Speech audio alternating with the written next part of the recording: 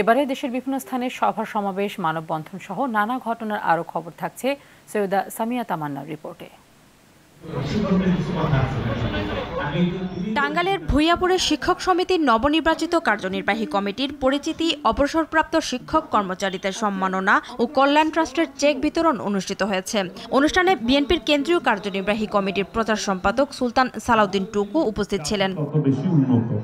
সেই লক্ষ্যেই কিন্তু শহীদ রাষ্ট্র তথ্যের অধিকার, সুশাসনের হাতিয়ার, তথ্যই শক্তি, দুর্নীতি থেকে মুক্তি, এই প্রতিবাদে বরিশালে শুরু হয়েছে দুদিনব্যাপী তথ্য মেলা। সচেতন নাগরিক কমিটির আয়োজনে মেলার উদ্বোধন করেন জেলা প্রশাসক মোহাম্মদ দেলোয়ার হোসেন।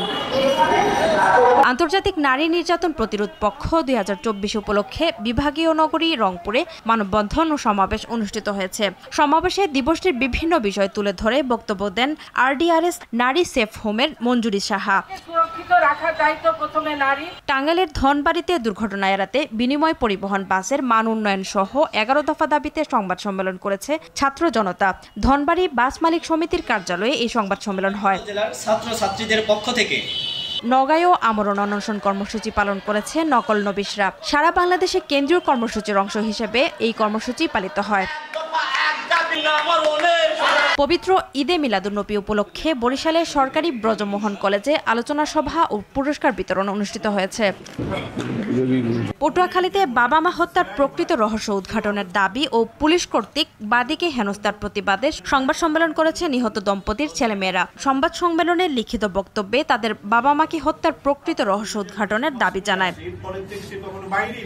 বাগেরহাটে নিউ বসুন্ধরা রিয়েল এস্টেটের গ্রাহকদের জমাকৃত মূলধন ফেরত পাওয়ার দাবিতে সংবাদ সম্মেলন করেছে ভুক্তভোগীরা। গত নভেম্বর 2018 ইংরেজি বর্ণাঢ্য আয়োজনে কুষ্টিয়া ইসলামী বিশ্ববিদ্যালয়ের 46তম প্রতিষ্ঠা বার্ষিকী পালিত হয়েছে। বিশ্ববিদ্যালয়ের কেন্দ্রীয় মাঠে জাতীয় পতাকা উত্তোলন, পায়রা ও বেলুন উড়িয়ে প্রতিষ্ঠা বার্ষিকীর উদ্বোধন করেন উপাচার্য প্রফেসর ডক্টর মোহাম্মদ নসরুল্লাহ। সৈয়দা সামিয়া তামান্না, RTV।